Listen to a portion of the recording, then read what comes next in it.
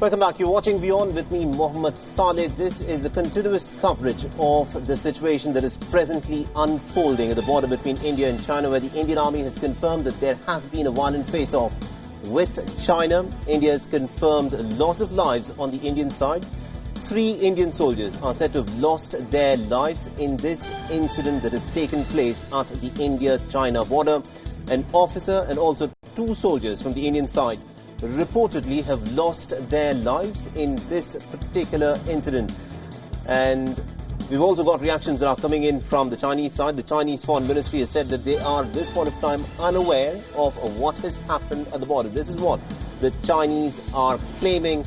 But according to reports that have come in, 3 Indian soldiers are said to have lost their lives, including 1 Indian officer. China has asked India to not take any unilateral action or escalate the situation. This is what the Chinese have officially, in fact, said in the statement, claiming that they do not know what has happened. But there was an incident that took place yesterday night. It took place near the Galwan Valley. The exact sequence of events as to what may have led to this escalation is still not very clear. But 3 Indian soldiers, including an Indian officer, we're given to understand, have lost their lives in this face-off between the Indian and the Chinese forces. Remember, the India-China border, the line of actual control had been, by and large, very peaceful. Not a single bullet had been fired since 1967. But this is the first time that there has been a loss of life in an incident that has taken place between the India-China border at the line of actual control.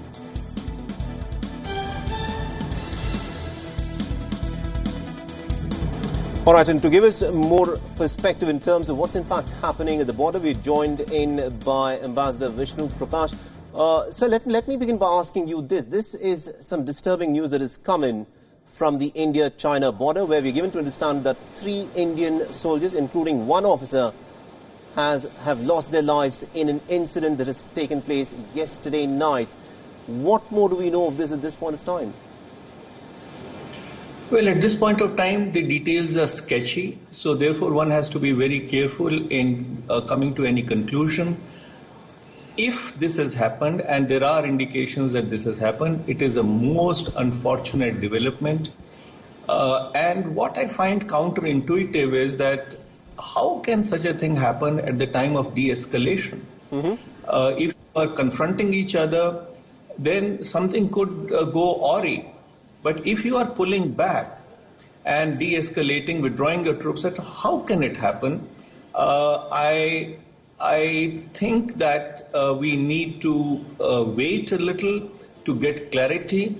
But it was something which was, if it has happened, it was waiting to happen because of the way Chinese forces had pitched themselves along the LSE indicatively, or according to media reports, perhaps on our side of LSE, they had come in numbers, they had come with heavy equipment, and the timing was ominous. Right. So I am afraid that we are in for a situation that we did not want.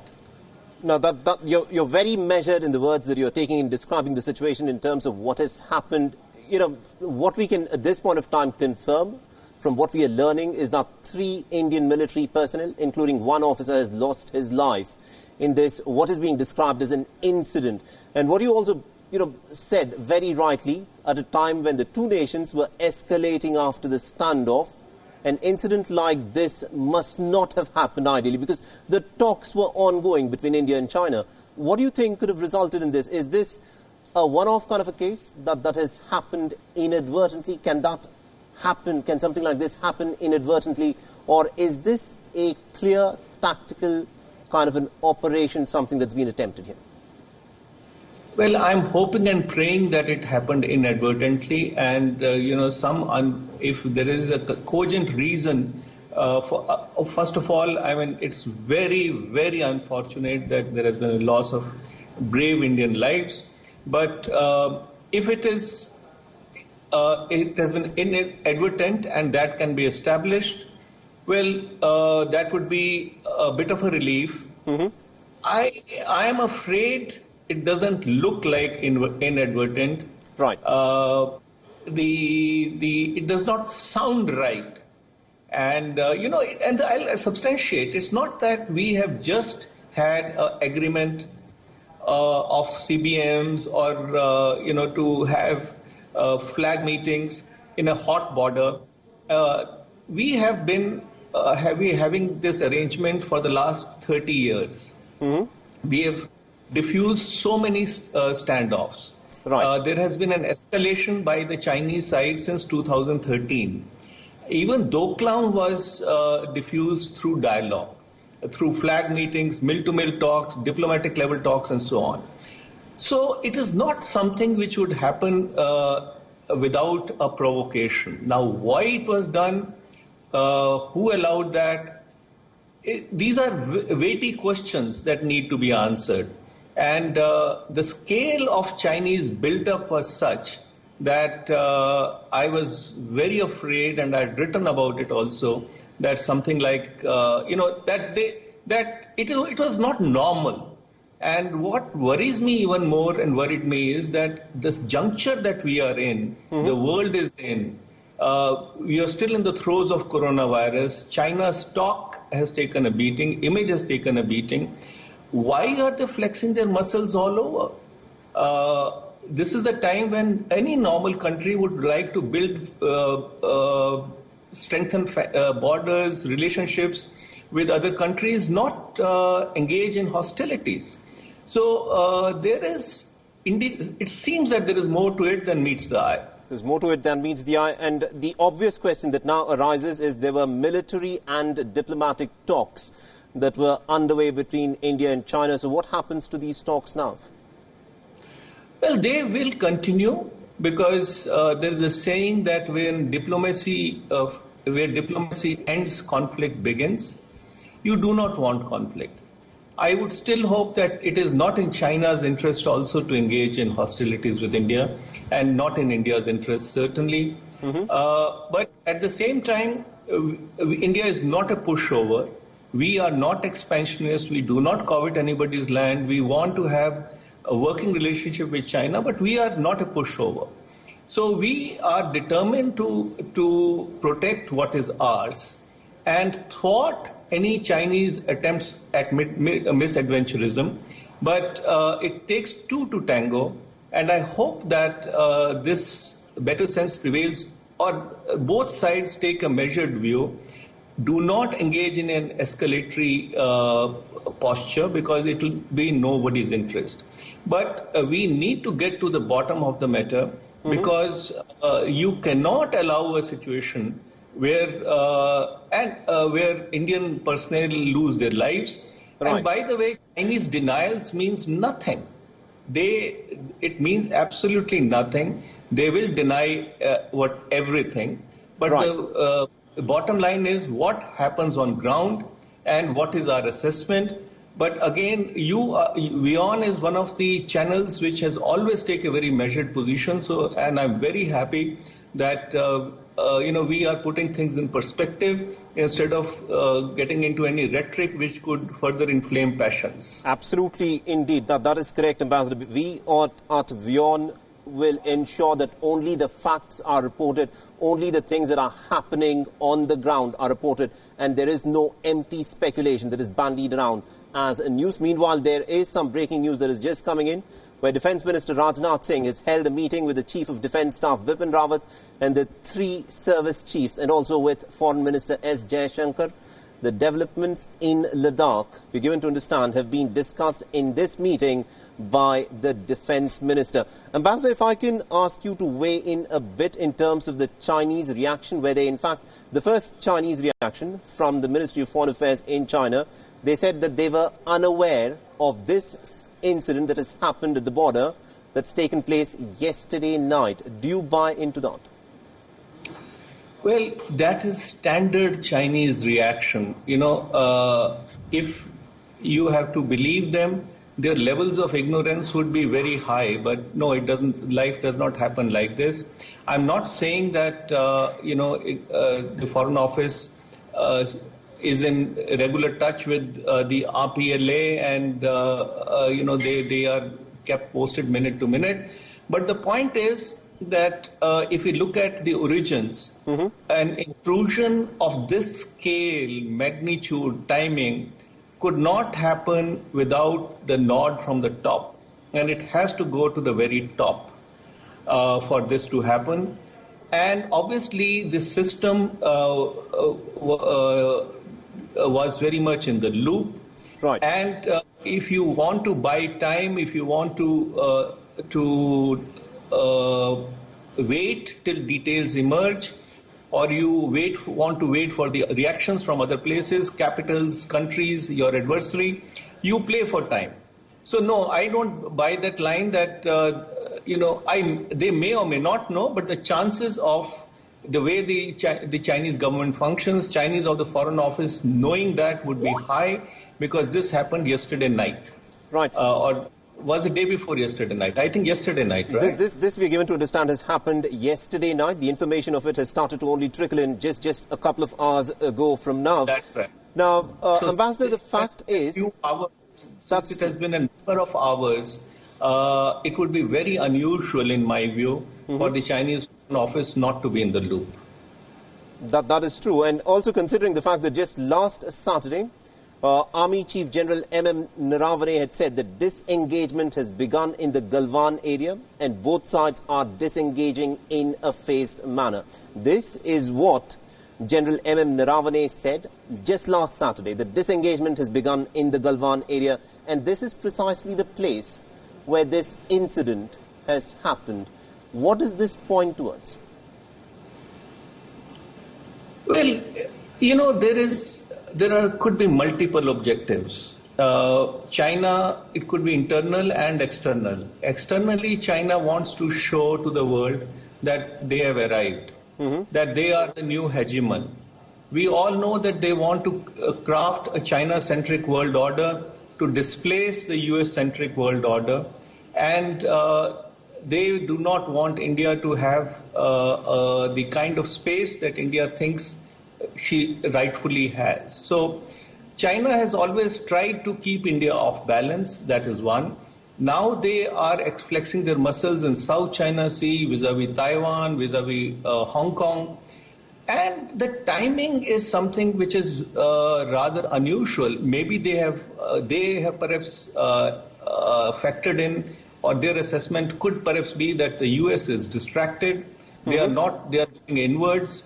They are perhaps betting on the fact that, countries like US will not walk the talk, as actually President Obama did not in 2012 when the Chinese took over the Scarborough Shoal, and that emboldened China. So similarly, Hong Kong. Now, how has the world reacted to Hong Kong?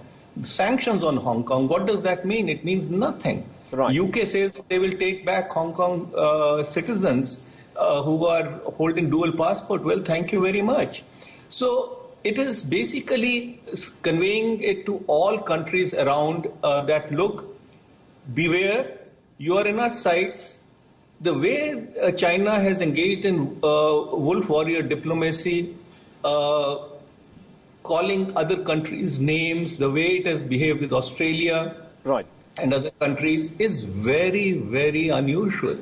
So here, and then perhaps Xi Jinping also wants to consolidate his position within the country. He wants to come across as a strong man.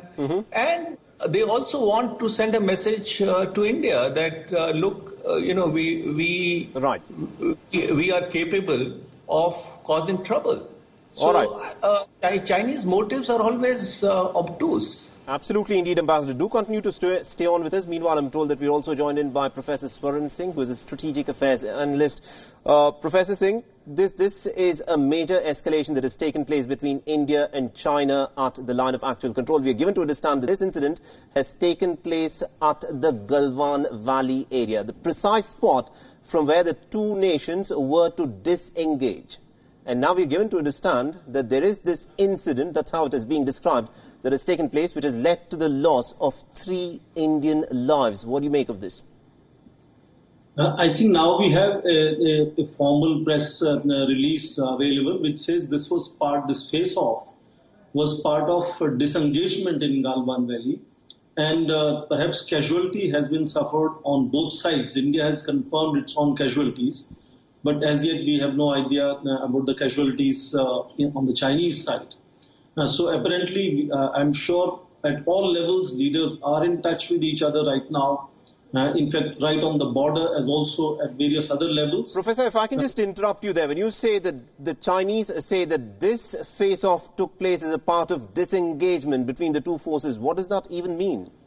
That's an Indian statement now saying that this happened on Monday night. It was part of disengagement in Galwan Valley, which means the troops that were eyeball to eyeball must be drawing back to specified kilometers backwards.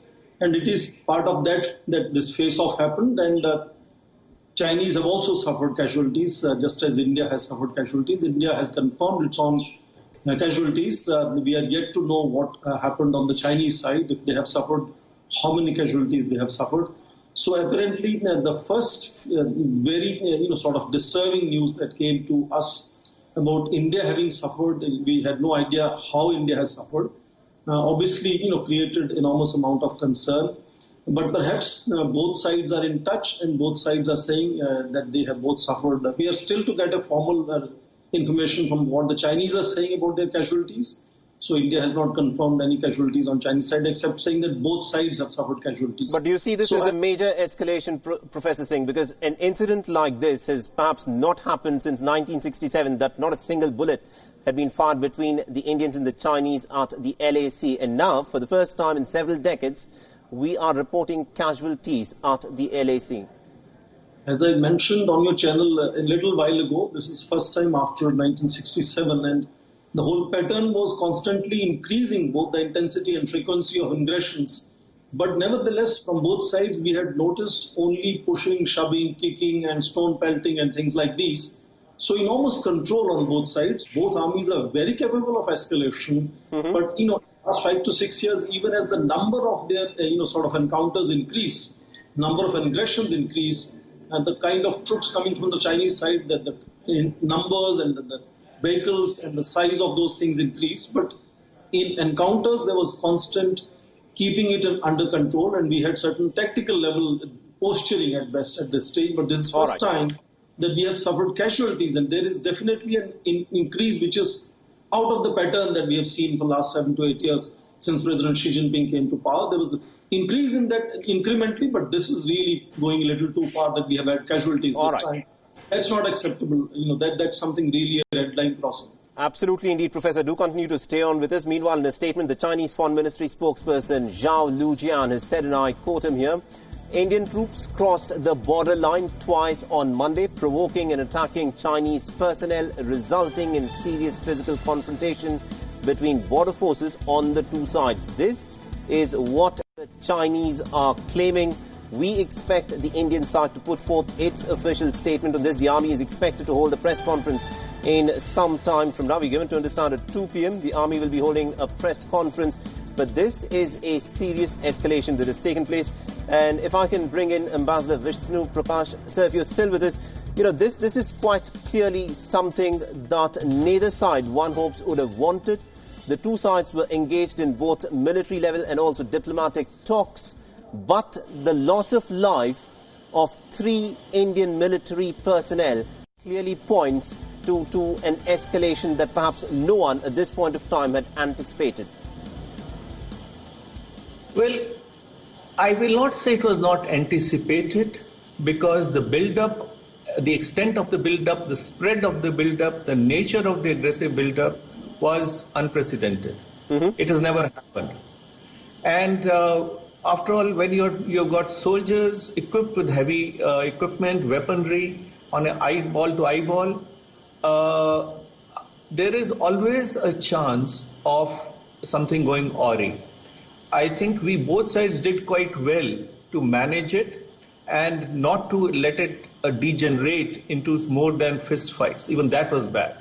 But now that they were de-escalating, Chinese were de-escalating, supposedly pulling back their troops. I mean, I find it difficult to comprehend that India will be provoking them. Why will we do that? They are in our territory. All we are asking is that status quo ante be attained. So why will we do that? There is something missing somewhere. And that is what worries me, because as I mentioned earlier, it is the timing and the motive of the intrusion or the standoff which was pregnant with meanings. Right. Why is China doing that? What is their motive? And, their motives are at times not discernible. So that is the difficulty. But it is certainly not in India's interest, nor does India want to escalate. It's hope that China, despite its track record of needling India through Pakistan on issues of core concern to India, respects the understanding between the successive governments and leadership of keeping the border calm and avoiding any provocation which can escalate into matters which neither side wants. I think that's an important point that you've made, because India has made its position very clear. What they want is that they want the Chinese soldiers to in fact go back from the territory that they have intruded upon. And Professor Singh, if I can bring you in on this, the fact of the matter is just last Saturday, the Chief of Army Staff, General Naravane, had said the disengagement had begun in the Galwan area. And just a couple of days later, for this incident to have happened, what do you think has gone wrong at this point of time? I think it is going to be the kind of explanation coming from Chinese. It's on expected lines. This may be part of their damage limitation exercise to say Chinese, were on the other side of LAC and it is Indian troops that crossed. I don't think we need to believe that. If you look at the pattern of aggressions from the Chinese side, their aggressive approach to sort of constantly, browbeating Indian side or attempting to do that is part of that pattern. And in that pattern, it is clearly that I don't think Indian forces would have any reason to cross, particularly when they are disengaging and de-escalating in that situation. So I think it's some kind of, pinpricking that the Chinese wanted to do before they withdraw. I have repeatedly said their strategy is incremental, 2 steps forward, 1 step backwards. So they are not going to sort of stop doing this in future. They'll keep nibbling us. They'll keep needling us on various places. But this apparently was an attempt to sort of, before they disengage, do some kind of, enormous psychological damage to Indian side. But as I believe, it is both sides, because Indian army is no less, both sides have suffered casualties. It's not a good thing to say, but it's really not that only Indian side has suffered casualties. But why do you think the Chinese have been so quiet in terms of any casualties, if any casualties that they have suffered? Why have they not put out a number for it? I think they will, depending on how India reacts. Let us wait for the Indian side holding the press conference, as you just mentioned, where we'll get the full detail of what happened according to India. That will automatically force Chinese to sort of give their version. We only have an initial statement from their spokesperson at this stage. But Indian side has already said that casualties have happened on both sides. Chinese should confirm it if they want to make sure that this kind of de-escalation happens. And they will have to really say that they also have suffered and give details of their casualties. Right. Otherwise, it's not going to, the tempers are going to go up if Chinese are not really coming out with truth as to what has happened on their side. I think that's an important point that you've made there, and let me actually take that across to Ambassador Vishnu Prakash. Ambassador, the fact of the matter that the Chinese have so far not put out a casualty count. If they've suffered any casualties, they've neither confirmed it nor have they denied it. What do you read in this Chinese silence?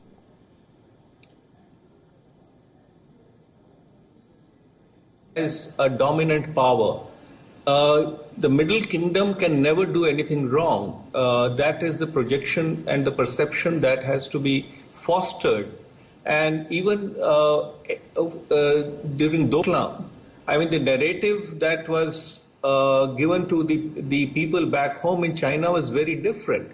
So for them to put out a version which shows China in a bright light, in a good light, is a political necessity, all the more so that the leadership is under somewhat of a pressure after the coronavirus crisis and the way it was handled. So I will not be surprised if the a variant is spun which suits the national interests of China.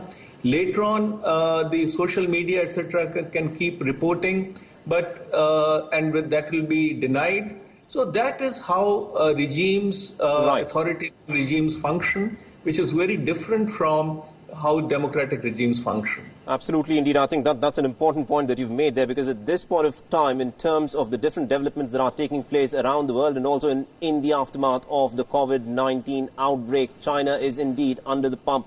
There will, of course, be a lot of speculation in terms of how China will be dealing with all of this.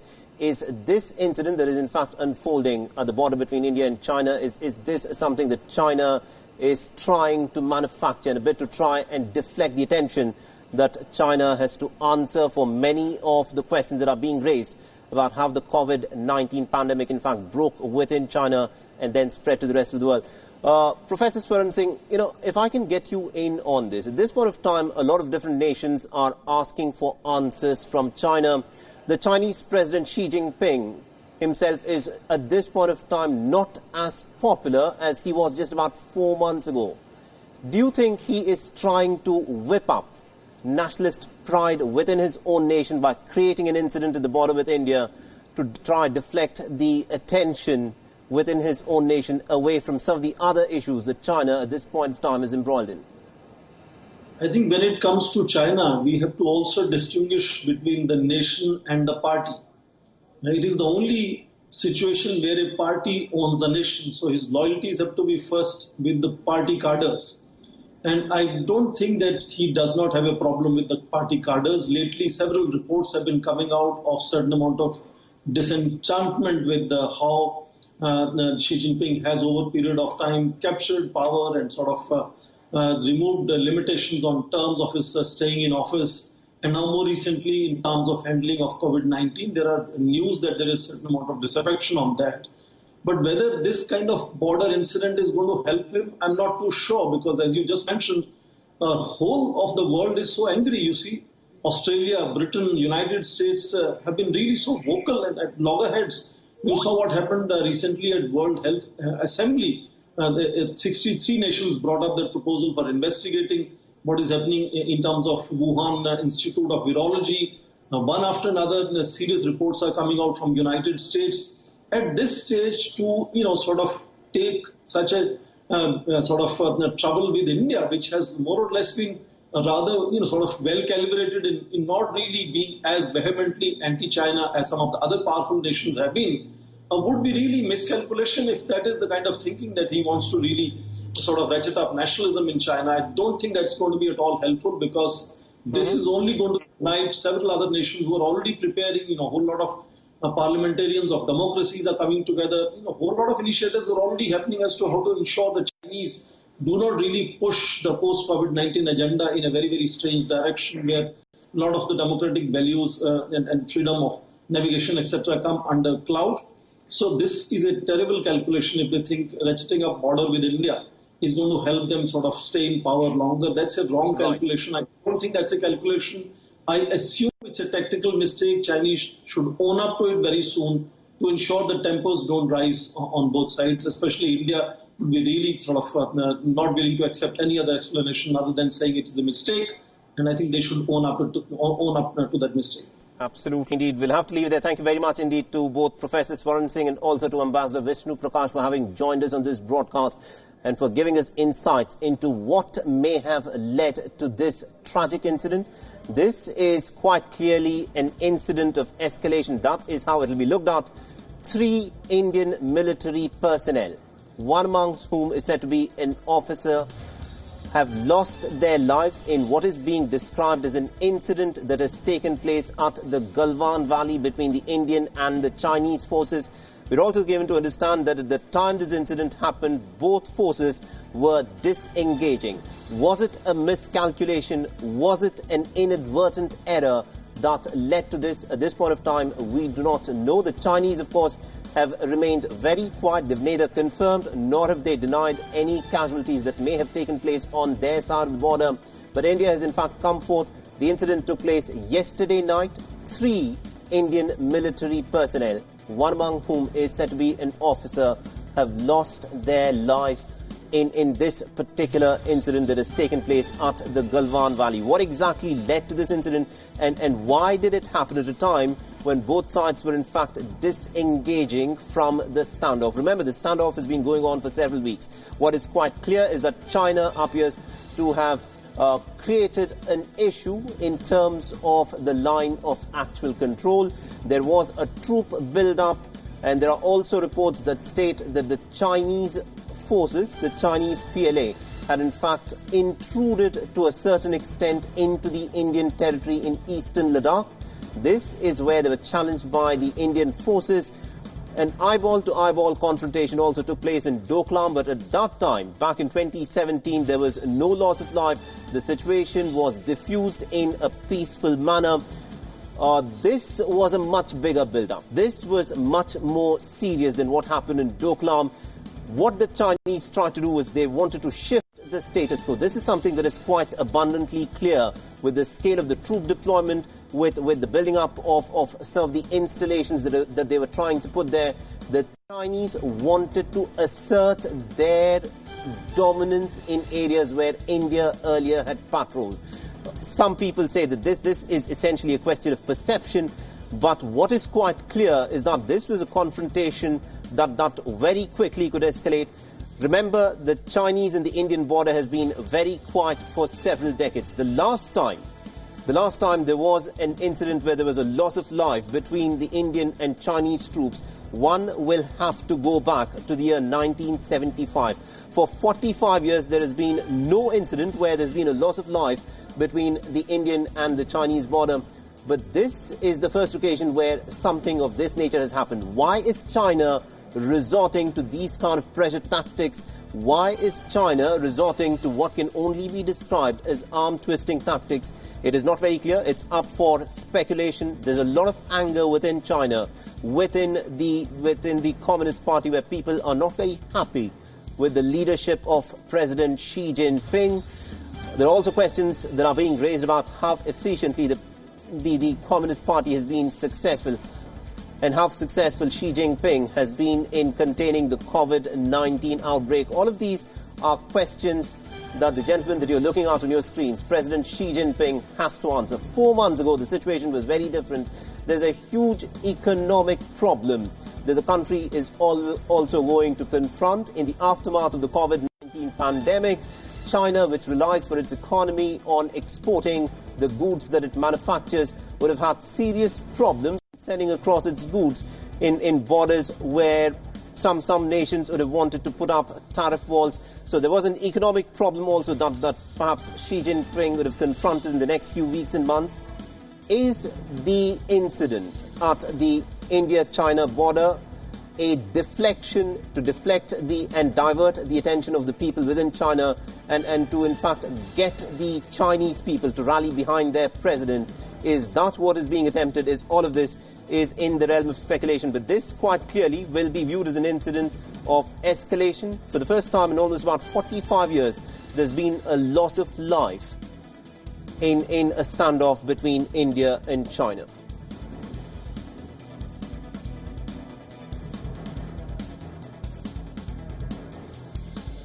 All right, now to give us more perspective on this, we are joined by Atul Aneja. He's a strategic affairs editor. He's going to be joining us on this broadcast. I'm also told that we are joined by Brahma Chalani, who's the professor of strategic studies at the Center for Policy and Research. He's joining us live from New Delhi.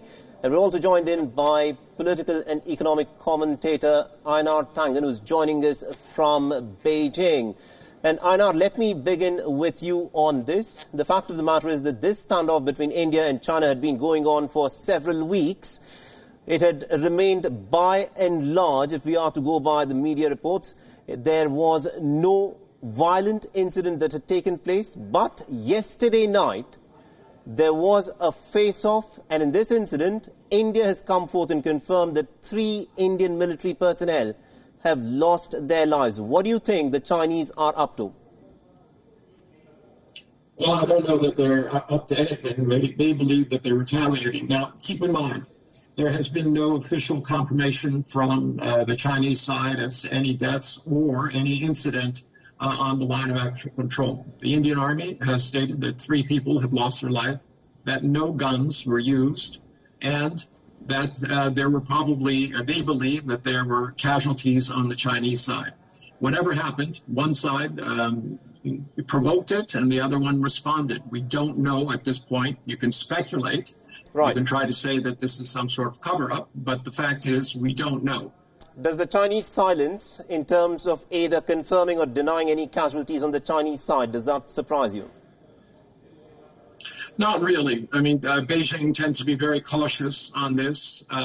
In this kind of situation, I think they were the ones who asked for a meeting to prevent this from getting further out of control. The generals are meeting. The Indian Army says that they have commanders on site and that they are trying to continue this process of de-escalation. I think at this point, though, it's probable that it'll be necessary for a much higher level, at the political level, not just the military, in order to resolve this. The loss of life is serious. It doesn't matter if it's India or Chinese or who provoked it. It's needless. Absolutely, indeed. It is needless. And this, of course, we hope is how this is going to be resolved from here on, that there will be no further such incidents as to what has happened yesterday night.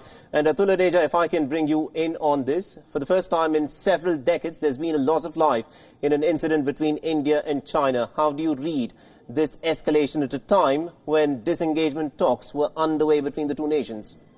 All I can say is that extremely unfortunate that there has been a loss of life.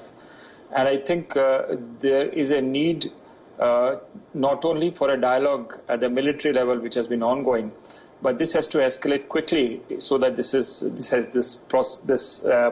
incident doesn't lead to anything further. By escalation, I mean the dialogue has to go further up now.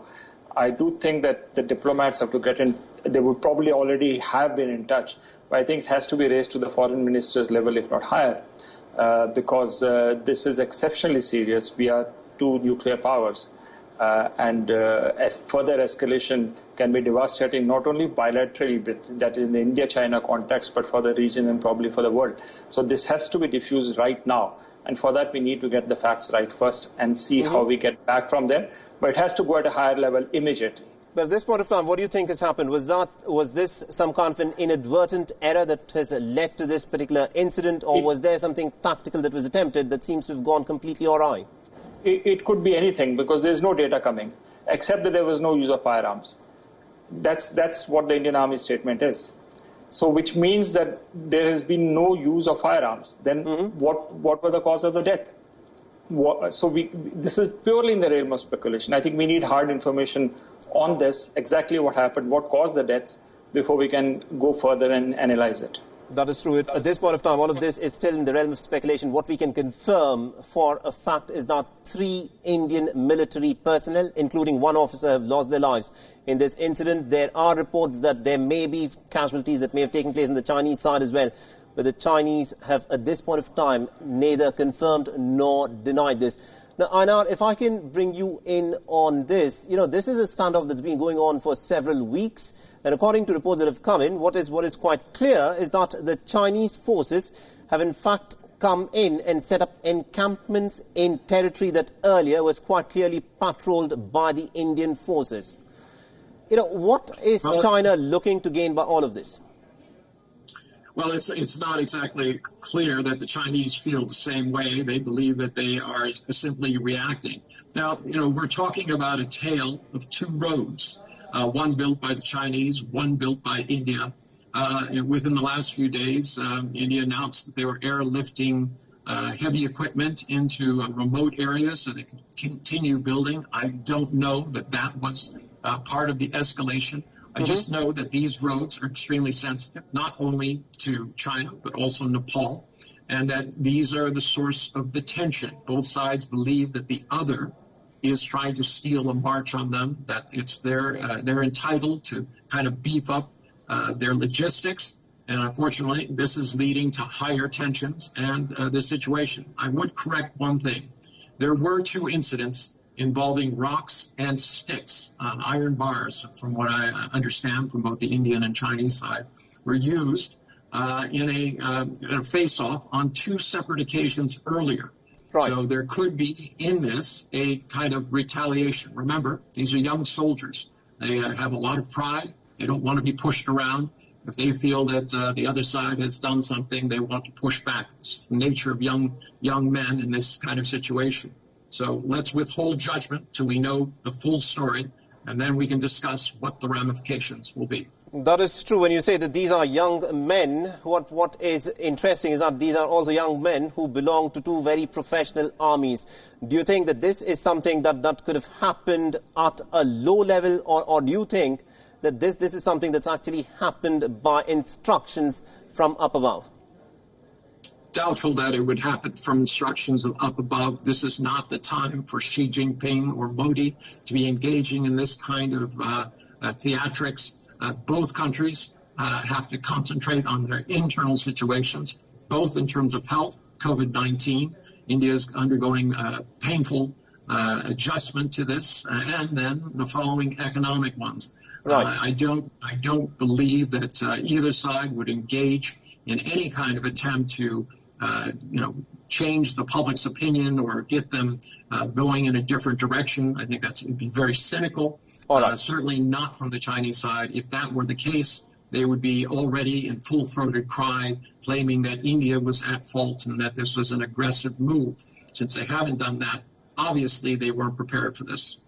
All right, do continue to stay on with this. Meanwhile, this is the statement that's been issued by the Indian Army, where they've said, and I quote them here, during the de-escalation process underway in the Galwan Valley, a violent face-off took place yesterday night with casualties on both sides. The loss of lives on the Indian side includes an officer and 2 soldiers. Senior military officials of the 2 sides are currently meeting at the venue to defuse the situation. This is the statement that's been put out by the Indian Army, where they say the incident took place during the de-escalation process that is presently underway in the Galwan Valley. Violent face-off took place yesterday night with casualty on both sides. So the statement by the Indian Army is pretty categorical in terms of when the incident took place, the casualties involved in this incident. Now, Atul, the fact that the Chinese have neither confirmed nor denied any casualties, would you like to weigh in on this? Is this normal Chinese behavior, or are the Chinese hiding something? No, I think this is normal Chinese behavior, because the Chinese do understand the ramifications of a further escalation. So I think they're going to be very careful before they comment on this. And so this is completely from the Chinese playbook. I would also like to comment on the Indian Army statement, especially the point that during the de-escalation phase, now which means that the de-escalation is underway, it's going on. So it's not an escalatory thing. It happened during the context of de-escalation. I think that's very important that we don't lose sight. The Indian Army statement is a pointer, I think, right, that process of de-escalation has still now not stopped. And this is an incident which took place within the framework of de-escalation. So it's a very sober and a measured statement, and is not inflammatory in any way or escalates the situation. I think that's something which the Indian Army has to be commended. And I do hope that the Chinese also come out with something similar, and action on the ground which diffuses this crisis, which neither side can afford to escalate. And go beyond what we have already witnessed. Absolutely, indeed. And we are given to understand that Defence Minister Rajnath Singh will be briefing the Prime Minister on this present issue in some time from now. But Atul, if I can also ask you to weigh in a bit more in terms of how the Chinese have been looking at this standoff altogether. They say that it's a question of perception about where the LAC, the line of actual control, actually runs. In terms of what they claim, they say that they have not intruded into any territory. But the fact of the matter is, the place where the build-up has happened was territory that Indian forces used to patrol. This idea that the Chinese have not intruded into the Indian territory, what do you make of it? Well, there are 2 levels I would like to treat this. One is at the tactical level, on the ground. I think that's related to the road construction to DSDBO, the DSDBO road, that's a Daulat Beg Oldi road. So the Chinese are clearly obstructing that particular road. I believe there's a bridge which was being built close to the Galwan River. The Galwan and the Shok meet at a point, and the bridge was being constructed there, as I understand. Mm-hmm. So at a tactical level, there is a clear obstruction to that by coming in closer to that area and the DSDBO road. So that's at one level. I think there is another layer to it, and that goes back to the time when I was in Beijing, which was the Chinese response to the Article 370, which was where the Chinese Foreign Ministry at that time had said that this was unacceptable. Mm-hmm. And I also recall that soon after that, not soon after, that is August, so in October before the Chennai summit, the Pakistanis also were involved in the sense we had Imran Khan, we had General Bajwa, and we had the ISI chief meeting the Chinese, including President Xi Jinping. Right. I thought that that conversation was also important and gets linked to what's happened now, that the Chinese have been upset by the change of status quo on account of Article 370. And that's the political input which gets fed into something very tactical which is happening on the ground. So I think it has to be seen at two levels, the Chinese behavior. How would this be resolved? Maybe it's appointed that we might need a broader dialogue beyond the military dialogue and a political dialogue, where I would assume that reversal of Article 370, as some media in China have been saying, or in Pakistan definitely, is out of the window. The Indian side will not. It's not possible that they'll backtrack from that. But I think. Right. There is also CPEC element which is getting into the projects going to Baltistan and Gilgit-Baltistan, where Chinese have put in a lot of money. And I think there would be some assurances probably from a Chinese side that their investments remain safe on the Pakistani side. I think so the dialogue will get broadened out before we get a resolution to it. Absolutely indeed. Now, all of these things are issues that a lot of people will speculate upon. These could be some of the motives as to why China has, at this point of time, try to increase the temperature at the border between India and China. Now, Einar, a lot of people are asking about, why would China at this point of time, at the height of the COVID-19 pandemic, when the rest of the world is busy in trying to overcome this viral infection that is spread through the world, why would China want an escalation with India? Is this an attempt in some ways to deflect attention away from some of the shortcomings within China, where there's been a lot of criticism in terms of how the COVID-19 pandemic was handled within China? Is that what is being attempted to be deflected away from? Well, I think you're wrong in assuming that there's a lot of criticism of the government in China. Quite frankly, the Chinese people are looking at the scorecard around the world.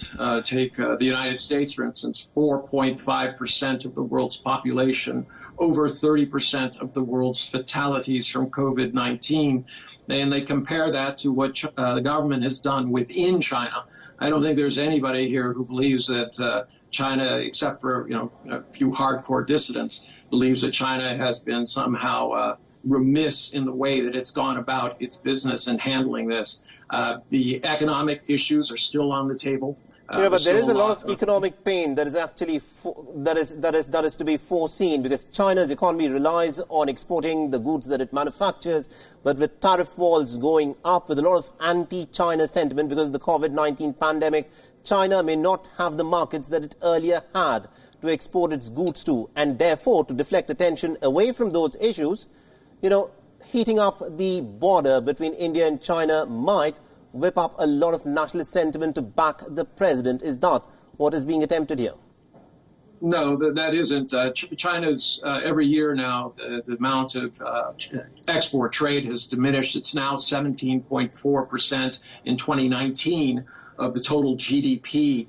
And if you start looking at the patterns, now the largest and growing markets for China are in ASEAN and the Belt and Road Initiative. It is not Europe and America, which are becoming less and less important, mainly because of the kind of frictions that are going there. The Chinese are like water. They're seeking trade where they are welcome, not where they are not, or where the walls being built. So I would say that I would dismiss any notion that somehow this is a way of trying to deflect attention from China at this point. And I don't believe that this is China trying to be aggressive, because there is no long-term gain in terms of provoking India. China has been quite adamant that they want to have India on its side. They don't want to see India used as a colonial doorstop to China in an effort to divide Asia, so that the Asian century is either put off or delayed indefinitely. You know, I think that's an important point that you make, that China at this point of time would not want to push this standoff and escalate it further. But the question, of course, is how far would China be willing to go? Go where? There's no gain for China in provoking India, all right? You cannot tell me what a few goat pastures would mean to China. There seems to be a bit of a problem with the audio there. We will try fix that with Einar Tang, and we'll get him back as soon as we can. But Atul, if I can get you in on this. You know, at this point of time, China would be looking at itself and the condition that it is presently involved in, and there would not be a lot of optimistic viewers in terms of the situation, even the economic situation that China would find itself in. Is this a deflection attempt by President Xi Jinping, who has a huge task cut out in front of him? I don't think that's at all the case, because if you look at the countries which have come out of COVID-19, China is really in the pole position now, with its competitor US. Not only facing an economic downturn, unemployment figures we know, but also issues like social issues like Black Lives Matter, etc. So compared to the US, China is the one which has come out first out of the COVID-19. And as Einar said, as far as its exports are concerned, the markets have changed. And as it is, there is an emphasis on domestic consumption, which has been there since 2014, 2015, and which is only likely to escalate. So I don't see a sense of economic crisis in China at all. On the contrary, China would probably be feeling an opportunity now, a post-COVID opportunity, to pull beyond what the West is undergoing and be in the lead position. I think that would be the Chinese mentality right now. So I don't think that there is an assumption. There is also this idea that in the aftermath of the COVID-19 pandemic, China will be looked at with a lot of suspicion. A lot of these Chinese manufacturing companies which had markets in different parts of the world, these markets may not be available for China in the post-COVID-19 world, and therefore the economic buoyancy that China had experienced even until about 4 months ago may not be present 4 months hence. And is that not a cause of concern for the Chinese? They already had shifted their markets. The focus was no longer on Europe and on the US. That shift had already taken place before COVID-19 began. The markets are basically now in Asia, and also are the supply chains. It's going to be your Thailand, your Vietnam, and countries like these, Malaysia, which are going to be which are the sort of focal countries, and also on the western side are the Belt and Road countries, and then there's Russia, and then there is Middle East. So I do not see that sense that China is going to be boycotted. The markets are not going to be available. Mm-hmm. That is no longer the case. That's factually not true, because the markets are first of all not there to the extent they were in Europe and in the West. So the Western century in a way is winding down, and the Chinese are right in the middle of this Asian century which is rising. So I don't see that happening as an economic crisis coming in. Plus it's a huge domestic market, and that's something which will remain. New supply chains are also being built right now. There is also a move after the trade war for Chinese companies to move out of China and into countries like Vietnam. That's been happening. That was a phenomenon which was there earlier, and which will only bound to accelerate. Nobody's boycotting China because of COVID-19 in its immediate periphery. But if you look at what is happening even within the context of India, there's a lot of anti-Chinese sentiment where people are talking about, uninstalling many of these Chinese apps, not purchasing Chinese goods. Do you not think that this is a sentiment that is likely to impact the Chinese export economy? See, the point is, what is the India-China connection? We have about $100 billion of trade, right? But when you compare it with the total trade which China has, India is only one small cog in the wheel. So India is not of critical importance to the Chinese economy. It is important and potentially extremely important, and not only for Chinese trade, but for Chinese investment. Right. Because as China expands its surplus capital, the country which can absorb that surplus capital in the future is going to be India.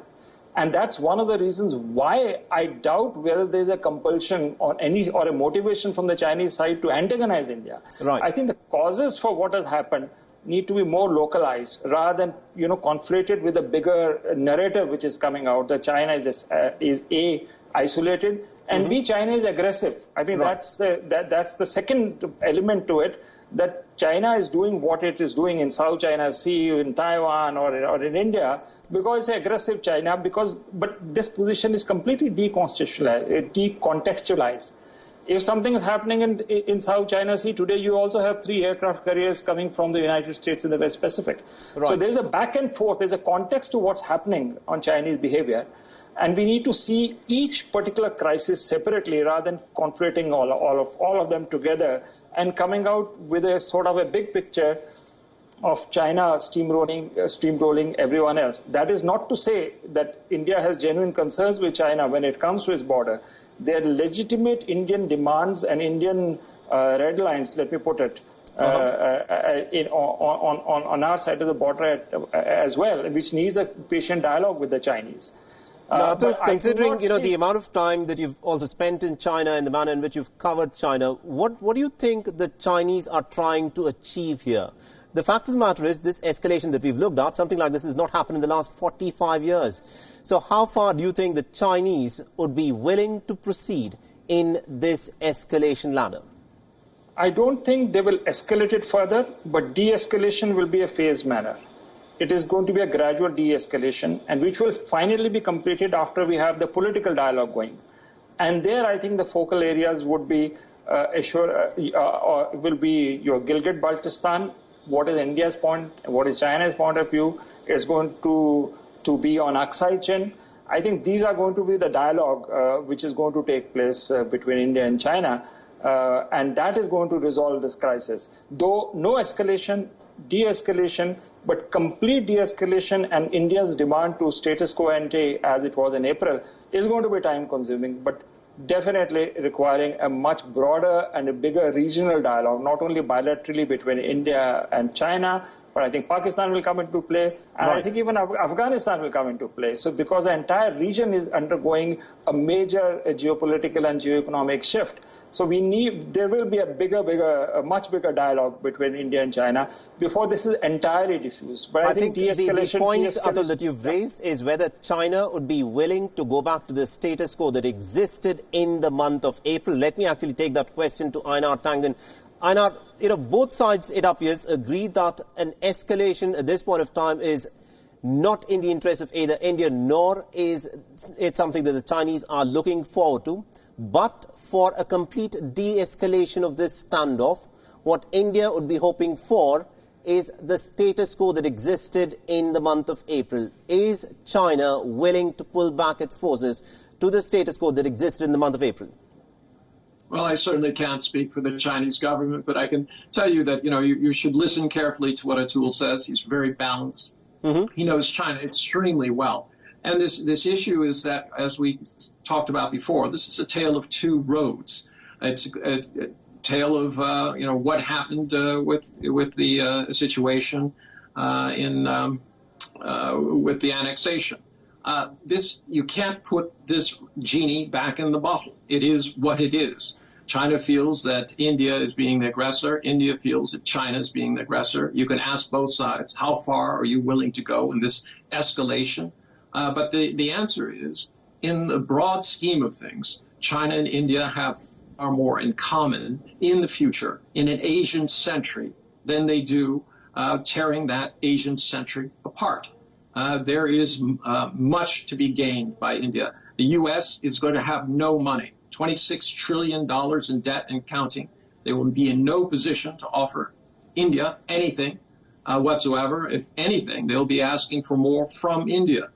India is going to have to decide where its economic interests lie, and that is not necessarily in feuding over goat pastures in these areas. I think you raise a pertinent point when you say that the two nations have a lot to gain by cooperating rather than by coming at conflict. But the question, of course, is if the border continues to remain tense, if the tension continues to remain there, then there is quite clearly a problem. This, of course, has to be the Asian century, but for that to materialize, India and China will have to cooperate, and you cannot cooperate by having a build-up at the border. Where do you think China is going wrong? Well, you're assuming they asked the same question. I think we should go back to a priori. What needs to be done here is this has to be settled at the ministerial level, at the very top, or even necessarily by having the presidents of the company and prime minister talk directly to one another about what their goals and aims are. There have been discussions in the past, but somehow the communication was not complete. That has to be completed so that there, as you said, can be a greater cooperation. The key to an Asian century are these two giants coming together, not pulling apart. Right, and and the fact that this escalation and the casualties that have taken place this time round have taken place at a time when the two nations were de-escalating, disengaging from the standoff at the Galwan Valley, do you think the disengagement will continue to happen as planned, or will there now be a different tactical measure that will have to be looked at by both the nations? Well, I think I would refer to a tool in this. This will have to be a phased situation. First, you're going to need some high-level understanding, discussion going on. There are broader issues. Afghanistan certainly is in the mix. Pakistan is always on the periphery. So there has to be some sort of... All right, there seems to be a bit of an issue with Einar Tangen's line. We'll get that fixed and we'll try get him back again. But Atul, if I can bring you in on this, when we hear the Chinese side, they talk about cooperation, they talk about the Asian century, and as to how India and China will have to cooperate together because the United States is far off. The United States as an economy is in decline, and it is important that India and China cooperate more to make this the Asian century. But looking at the many escalations that we've seen take place between India and China during the time of Xi Jinping in the last few years, is this something that can even happen if the border were to continue to remain tense? No, I think we need to find some kind of a solution to the border. We have been focusing on these confidence-building measures, but I think we have to go beyond that. And the first step would that be to clarify the line of actual control, because each side has a different perception. I remember after the Wuhan summit, there was even a suggestion, and that was from a Chinese think tank, of coordinated patrolling. That is, when the Chinese patrol, they inform the Indian side that this is the direction in which the Chinese patrol is going to take, so that there are no face-offs. And similarly, Indian side informs the Chinese side that our patrol is going to take a certain route, so the face-offs are avoided. That was immediately after the Wuhan informal summit. But I agree with you that we will need a basic solution to the borders. Now, should look at the Chinese. Well, when they have felt that there's a political necessity to do so, they do it, right, as was the case between Russia and China. The two countries fought a border war in 1969 along the Ussuri River. So it was something like a 62. But by 2005, you found that there was a solution to their vexed boundary question. And Chinese conceded a lot of territory to the Russians at that point of time because of a certain situation. The Soviet Union had collapsed, and Russia and the United States were moving closer together. And the Chinese didn't want these two countries to come together, so they cut out a deal with the Russians and did it. I think there will be a point when the Chinese will be willing to do a deal on the border, but we have not arrived at it right now. Perhaps this particular incident and today's incident may trigger a debate that we need some kind of a resolution of the border and not just confidence-building measures alone. I want to make one brief point. I don't think the United States, which was referred to in your comments and as well as Einar's, is a distant actor. What has happened is that the Chinese are very wary of India joining the Quad and getting into an arrangement for the containment of China. Right. That is So that is a factor which should also come in the dialogue which I was referring to. But do you think the Quad has any role to play at all in what is happening at the border right now between India and China? Is Quad something that the Chinese would be looking at? Because a lot of people would in fact turn around and ask that, it's at this point of time, Quad sounds really nice when you have to make these diplomatic statements, but Quad, what does it achieve? Look, what had happened was that Quad, so long as I'm talking when I was in China. Now, how were the Chinese looking at it?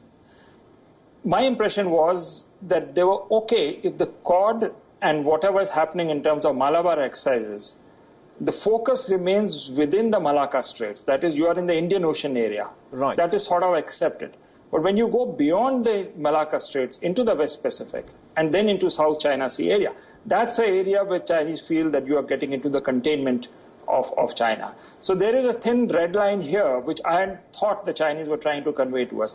But I think what really has happened, and which may be germane to the current standoff, was what happened in September of 2019 at the UN General Assembly sideline session, where the Quad, which used to meet at the Joint Secretaries level, the dialogue was escalated to the foreign ministers level. Right. So that was something which was noted very strongly in China, and I was in Beijing at that time, and so that particular factor, containment of China, one China policy, India's positions towards Taiwan, towards Tibet, towards Xinjiang, I think these are very, very, the Chinese are very sensitive about these issues. So I think when we have the broader dialogue which is taking place, this part, the Quad and the Indo-Pacific strategy would also feature into that dialogue. I don't see that we conceding to the Chinese demands, but we need to address their concerns as they need to address our concerns. Right. And I think that is the conversation which has to happen, and it will happen only if it takes place and is triggered right from the top. As you can see, how did Doklam get diffused? It happened when President Xi and Prime Minister Modi met at the Hamburg G20 summit at the sidelines, that we want to diffuse it, and got diffused. And then we had the Wuhan dialogue, where we started that how do we manage our region. The first experiment was the Afghans. We trained their diplomats, but the idea was that a similar initiative should take place in Nepal and other parts so that we jointly manage the region. But that particular spirit was gone after a while. So I think downstream of what the two leaders think, it's very, very important that that particular sentiment is sort of preserved and institutionalized right down to the bottom. I also want you to weigh in a bit on the personality of Xi Jinping, which could be contributing a bit to this crisis that we are looking at the border and also in some other parts of China. During the time of his predecessor, during Hu Jintao's time, they were talking about the peaceful rise of China, but that strategy appears to have changed quite dramatically under Xi Jinping. We have this escalation at the Indo-China border. There are certain steps that the Chinese have been taking within Hong Kong, and a lot of belligerent noises that have been made in the context of Taiwan as well. Is there a problem in the manner that Xi Jinping is pursuing his foreign policy? Good point. When I was in China, analyzing Xi Jinping, and South China Sea became a very hot button issue in around 2015, 2016. But you got to contextualize it. Did China become belligerent and assertive, let's say, on South China Sea on its own? Perhaps not, because what had happened at that time was also the pivot to Asia of the United States, which essentially meant that you were shifting forces from the Middle East and taking it to the Asia Pacific. And you were bolstering forces in South Korea, you were bolstering forces in Japan, and you were pushing forces in Darwin in Australia. Right. So there was a back and forth which happened. South China Sea did not happen in isolation. It happened because there was an accumulation of US-led forces in the West Pacific and in Guam. So you have to see how the South China Sea situation developed. So I think Xi Jinping came at a certain context where there were already a decision by the Obama administration to accumulate forces in the West. So the China containment threat or perception was already there when Xi Jinping came around. And so the second thing which happened was internal, which Xi Jinping undertook, which was a massive anti-corruption drive, because there was huge corruption in the Chinese, including the PLA. Right. And he was aware of it. If you recall, there were two vice chairmen of the Central Military Commission who were put behind bars by Xi Jinping. So the rot went right up to the top. And that's where you see, this. But when you do that, you create a huge number of enemies. So, this criticism which came that Xi Jinping is authoritarian, that he has extended his tenure indefinitely, took place in a certain domestic context. Right. Because if he doesn't prevail, then he has just too many enemies. So he has to sort that out before he loosens his strings. So I do see a context to which Xi Jinping particular steps have been taken. But the third most important steps is, which I was very surprised, was the very deliberate attempt for Chinese to find their moral compass. The go back to Confucianism, Buddhism, this was something which was being done at an industrial scale in China. Right. I remember going to places like Chufu, the birthplace of Confucius, where huge structures are coming out, where the writings of Confucius are being propagated. You have villagers coming and studying Confucius. And then you also have the Communist Party of China actually doing the legwork to get people to draw into Confucianism, which was a fascinating thing for me to see. So there are many dimensions to Xi Jinping's personality. Let me take that to Einar Tangen, because this of course, is something that a lot of people within China also would be mulling about. Einar, this foreign policy that is being pursued by Xi Jinping is in stark contrast, many would say, to his predecessor, Hu Jintao, who spoke about the peaceful rise of China. If you look at the many conflicts that China seems to be getting in, the border between India and China has been getting hot. In the context of Hong Kong, there's this new law that's been passed, many say would take away the autonomy of Hong Kong long before 2047. Xi Jinping has said that Taiwan will be united with China if need be by force. And also, if we look at what is happening in the Xinjiang province, all of this points that Xi Jinping has a certain agenda that he's willing to push forth, come what may. Well, I think you should really be listening to Atul. This is in a context. If you want to kind of simplify it and point to elements and say, oh, it's all China's fault, and you want to ignore the kind of back and forth. The reality is... No, we're not saying it's China's fault. Power. Is Xi Jinping trying to achieve too much in too little a time? No, I don't think so. He believes, as all nations do, that they're acting defensively, that he's trying to protect China during a very, very difficult transition. Remember, they're trying to get out over the middle income trap. And this is something that he felt that the U.S. was trying to prevent. The moves in militarily into the pivot to Asia. And what you have is these two powers, existing and a rising one, and there's an invariable friction. Now, the real issue here is that you have two different systems. You have America, who believes that, in democratic, liberal capitalism, and that is the only way that anything can be managed. And they have a very particular idea, and their willingness to use American exceptionalism, this idea that no matter what we do, good or bad, it's all in furtherance of the greater good, towards this inevitable historical point. Now, China is resisting that. It didn't matter when China was smaller and weaker. No one paid attention to it. Kind of like the Monroe Doctrine, when it was passed by the U.S. and mentioned as a 53rd issue in a very long State of the Union speech. No one really paid attention to it. But later on, it became a very big issue until it was recently done away with. The same thing with China. Now that it's rising, the differences and the frictions between its system, which has been successful, and the U.S. system, which they believe is ultimately right, is making it very difficult to have dialogue. Now, in the context of India is in a situation where it looks both east and west. The question is, which way is India's future? Can you expect the U.S. to, quote, protect you? Is China looking to invade India? I highly doubt that. Both countries have plenty of people, and adding more would be more of a headache than it's worth.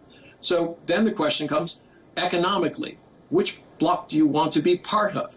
Do you want to be part of one that seems to be deteriorating before our eyes, where the debt is out of control, where civil unrest is there, where you have 4.5% of the population, about over 30% of the deaths from a pandemic, from a country, the U.S., that has the most advanced medical system in the world? You know, if I can just interrupt you there, you know, you're making a couple of pertinent points. You're suggesting that because India has got good relations with the United States, this seems to have in some ways affected the Chinese equation with India. The fact of the matter is, India pursues its own independent foreign policies, makes friends to pursue its independent objectives. Why should China have a problem with that?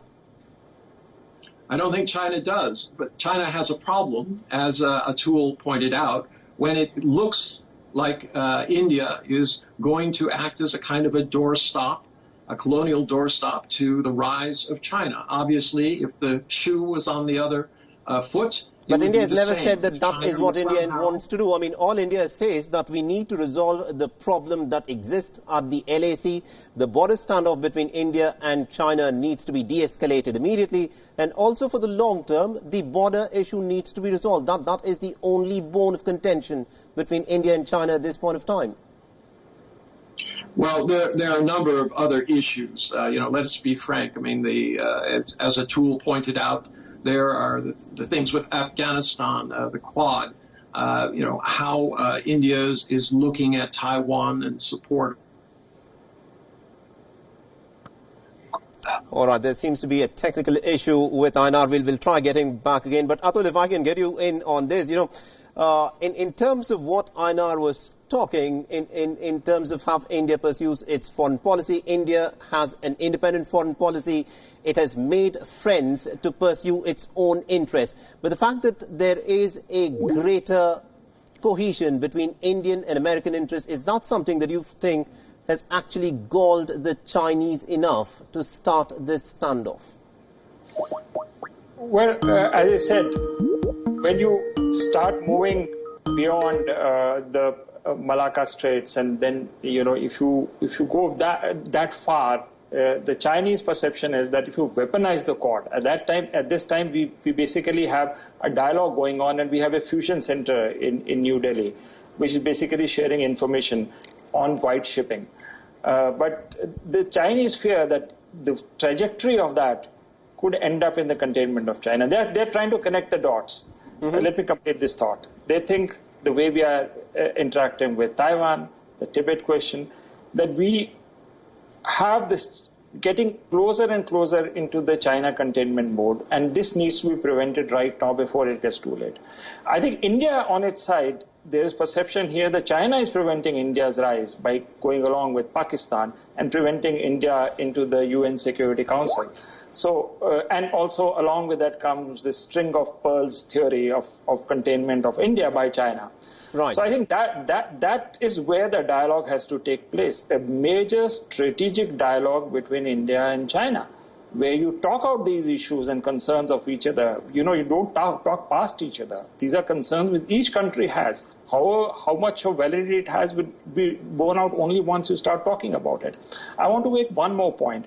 I recall immediately after the Wuhan summit, management of the region became a big issue, whether it was Nepal, whether it's Bangladesh, whether it was Indian Ocean.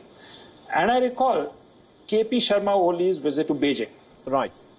And that became a very interesting one, because during his conversation with President Xi, that is the Nepalese Prime Minister, I was told by someone, an insider in Nepal, that half the time Xi Jinping was telling him that, okay, you guys want me to get infrastructure into Nepal, railways, etc., you will get it. But before you do that, I will have to consult Prime Minister Modi.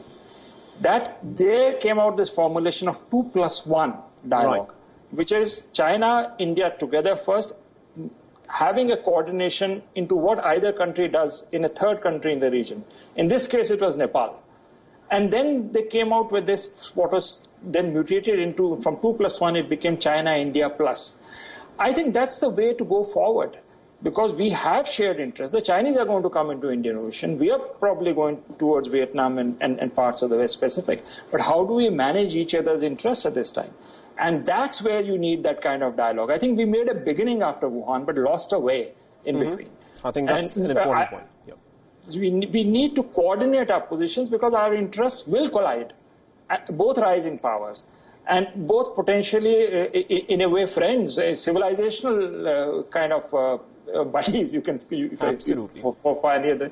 But you've got to sort out these issues which are contemporary and which are real and which have created real misperceptions. And there are parties outside India and China which want to take advantage of that, and that's to be expected. That's when you have new rising powers coming, the emerging economies coming on the global scale. This is bound to happen. That frictions will come naturally and frictions will also be introduced in the equation. But that's where you need a very strong and a very active dialogue between India and China, both at a tactical and at a strategic level. I really hope that the death of these 3 soldiers doesn't go waste, that we really wake up and start this process which seemed to have been aborted or gone on the wayside post-Wuhan summit in 2018. Absolutely, indeed. And Anna, if I can give you the last word, how do you see this conflict getting resolved? And also the bigger question, can India and China actually set aside the differences and de-escalate from the standoff that is presently underway and also resolve the border issue once and for all? How soon do you think that is likely to happen? Well, it's not going to happen in the next 24 hours. This is something that will have to be phased in. But in terms of how important it is, it's a necessity for both China and India, as Atul has rightly pointed out. This is not a situation where India is retreating. India is gaining its own economic stature. It's growing by leaps and bounds. Obviously, it's going to have to manage its relationship with India, and the same with China. They both have to be careful not stepping on each other's shoes. And I agree with Atul. This India-China plus is the best way of doing it. Consultation. This is the hallmark of civilization states. They don't sit there in a corporate boardroom and say, I have more votes than you, so you lose. You sit around the table and you talk until you reach consensus, and then you move forward. And I think that is the only model to go forward, especially when you're dealing with sovereign nations. All right, gentlemen, we're completely out of time. Thank you very much indeed to Einar Tangen for joining us from Beijing, and also to Atul Aneja for joining us on this broadcast. This, of course, is a very prickly issue. One was hoping that there was disengagement that was taking place at the India border with China, but this tragic incident where 3 Indian Army personnel have lost their lives has been reported during the de-escalation process. How all of this, of course, will proceed is something that needs to be looked out for. We also expect the Indian Army to be making its statement on this. A press briefing is expected in some time from now. We'll be getting you all the updates as they unfold. But for the time being, we'll slip into a short break. More news and updates will continue on the other side. Stay tuned.